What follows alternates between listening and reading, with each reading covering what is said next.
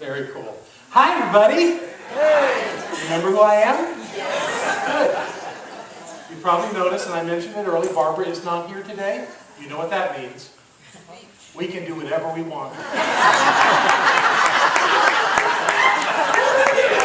Oh, yes, you're going to hear about that. I only had to talk to her 4 times this morning before we started. So far, it's going pretty well. Some of you may not know the story about the time that one of our parents was working with the kids in the kids club. It was before we had the Youth and Family Center, and they were upstairs in the building next to us here.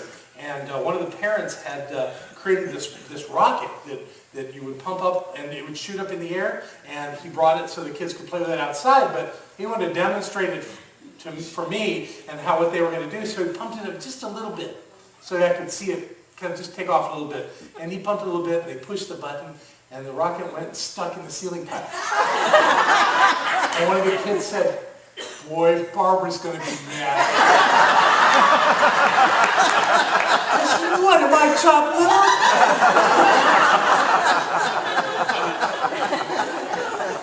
Her reputation precedes her. In a really good way, though. I hear that there was a little game played in the room last week where you were looking for little things under the seats, and Devon was leading you through that. And what Barbara reported to me was that Devon said that this is Gratitude Month. So I think I better talk about gratitude. Right? Yes, every month is Gratitude Month in my book. All right, well, I'm going to talk about gratitude, and I'm sure none of you will be surprised, being as Thursday is Thanksgiving. It kind of fits. And I've been doing my research, so I've got lists for you. But before I get there, I want to share two particular expressions of gratitude in my life. 2 people that I recently, on this last trip when I was away from here, 2 beautiful beings that I said goodbye to, at least in physical form. And I just wanted to take a moment to introduce you to them. The first one is Reverend Dr. Alida Rodriguez Orozco. And she's the lady on the right. She's standing there with her niece, Ani. And Ani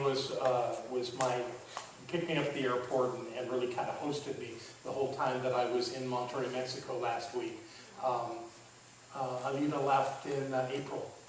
But this was the first time that I got to be with the community. I went down there to honor her posthumously with her doctorate.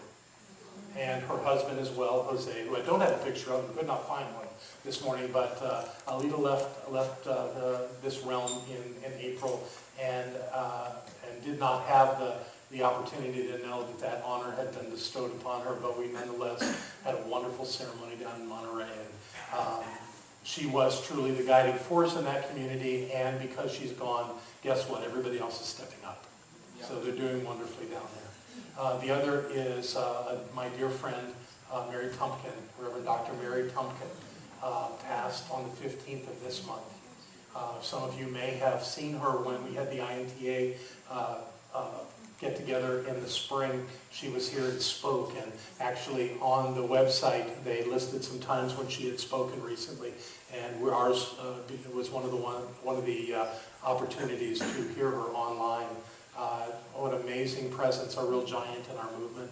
She was the founder of Universal Truth Center for Better Living in Miami, Florida, and was the president of the Universal Foundation for Better Living, which she was the president of that. The founder was Reverend Dr. Johnny Coleman, who was her teacher and mentor. And having Mary gone is really something I'm working on. She is the one that celebrated Barbara's at my wedding. She came and did the ceremony and was a dear friend, and we're going to miss her. So I wanted to introduce you to these beautiful beings and who they are and who they have been in my life. And I want to talk about gratitude. And to do this, let's just get some of the science out of the way about gratitude. There is science behind this. You know, over the last decade, there have been hundreds of studies done on gratitude. And they're actually proving that there's certain things that happen to people who practice this idea of gratitude in their lives on a regular basis, and I thought I'd share them with you.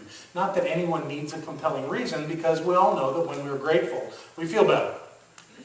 However, it's more than that. So here's some of the things that you get when you are grateful.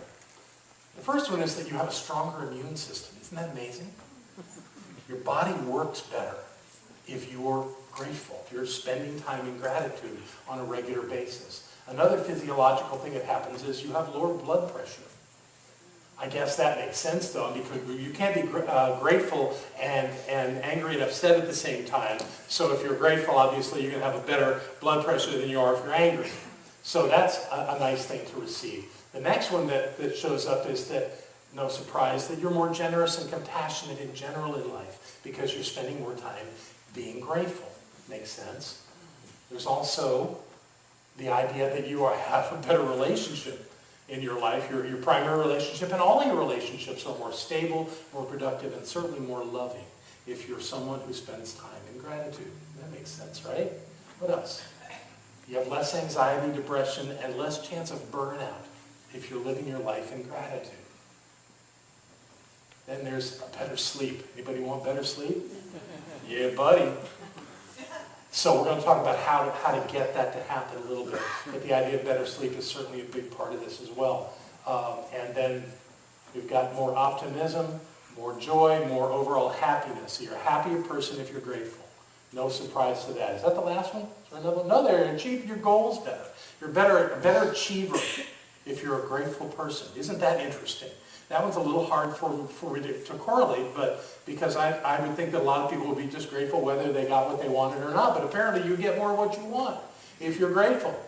So those are some really interesting ideas and scientifically proven. The studies say that this is so. So I'm certainly not going to argue with it. So let's talk about the idea of gratitude. Traditionally, the idea of gratitude is that if you focus on the things you're grateful for, you'll create more of that in your life. And that can only be a good thing, right? So focus on the things you're grateful for and you'll have a better life. Good advice. Fantastic. Very, very foundationally sound to do that. And I like it. And I like the idea that that's where we would focus our attention, is on the things that we're grateful for. And of course, I have a new idea. In the teaching of the science of mind, Dr. Holmes tells us that our work is to be grateful. That our work is to turn away from the condition and focus on the stuff that's working in our lives, just like I just suggested. However, and that works, that absolutely works. When you turn away from something, you're pretty much, because you're not thinking about it, you're pretty much starving it. And it will have less of an impact on your life, theoretically. And I have seen that happen, absolutely. So I know that that works when we're able to do it. One of the problems I find, though, is that most of us have a real hard time letting it go. We have a hard time not thinking about the thing that's not working, the problem, the person that's annoying us. And we work at it, we really do.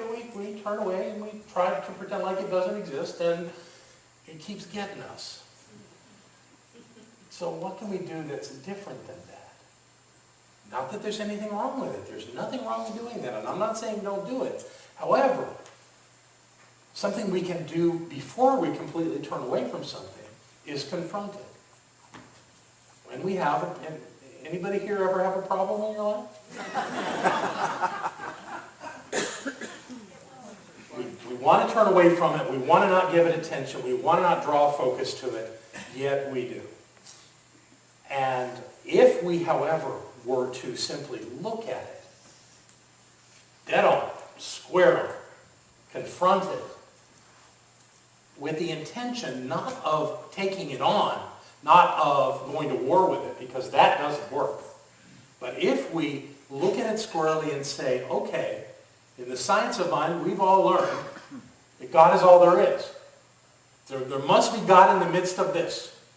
There must be a divine revelation for me in the midst of this nasty, ugly, awful, tedious thing that I'm focused on right now.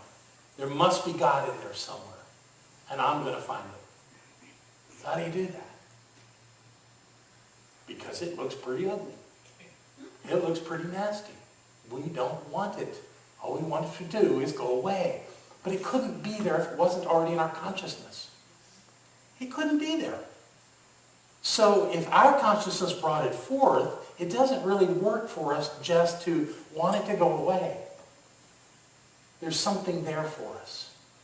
Some of you will remember that when I did the turn away from the condition thing, we videotaped it, put it on YouTube, of all the dark balloons that looked like a thunderstorm, and how we would turn away from it and focus on these beautiful, colorful balloons that would show up, and that the law, which is usually Barbara, would go over and pop these balloons.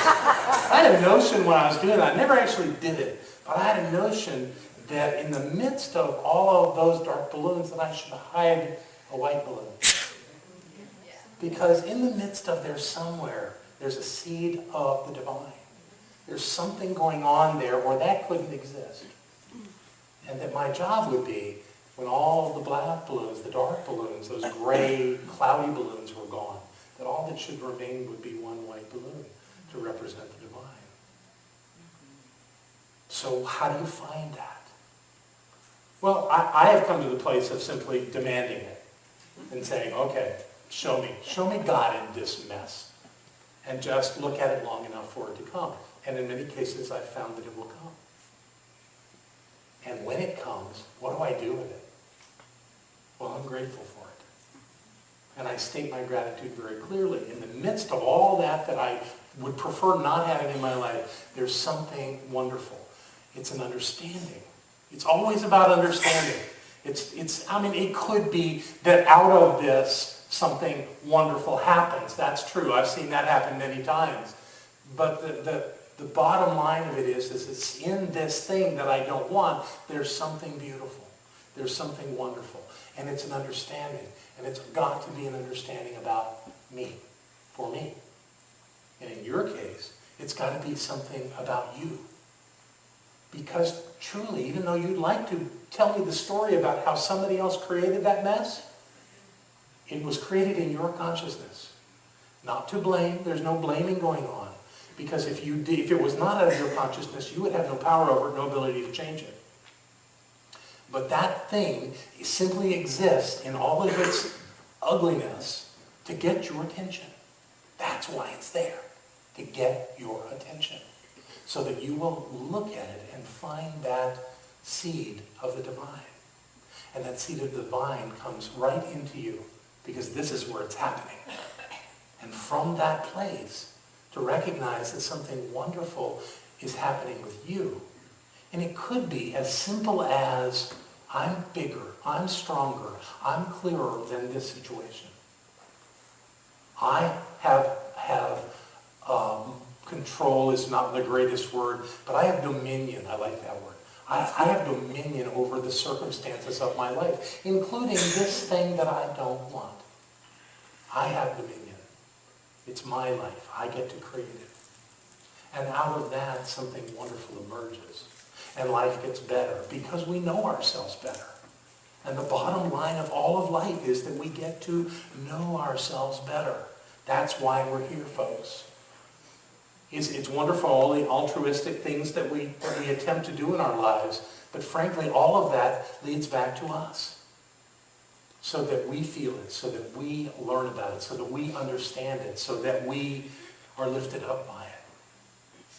That's why we're here. We're here to understand who we are as individuals. To understand that we are the sacred I am that I am. I walked into Mary's sanctuary there in Miami Gardens on Thursday for the memorial service, and in big monster letters over the stage, it says, I am that I am. The best line in the entire Hebrew Bible. Because you can't say it without identifying yourself. I love that. The idea is we are to understand our divine nature. And the challenges of our lives are not our enemies. They're the things that are calling us forth to get who we are. When we go to war with them, it gets ugly. Because it keeps wanting to get bigger and bigger and bigger so that we'll really see what's there. And we keep making it the problem and wanting it to go away and trying to starve it out, but not because we're still thinking about it. And if we would simply turn to it and say, Tell me what you want me to know about me. And then be grateful for that thing when you find it, and you will find it. You absolutely will find it. Some of you know that a few months back I was in some pretty decent-sized conflict with some of the leaders of our organization. And I mentioned that in one of my talks, and some of you came up to me and, you know, we should get them and all that stuff. And no, that's not the answer. I want you to know that I've actually had an extraordinary awakening through all of that. I was reading a book that was suggested by a colleague up in Missouri called Zealot. I don't know if any of you have read it. It's a book about Jesus, about the historical Jesus, not about what was written in the Gospels, but really about what we know about the guy, written by other writers, Greek writers, Roman writers, and such, to see what we could learn. There was actually a Hebrew historian at the time that wrote a bit about it too, and they tried to piece together the idea of who really was this guy.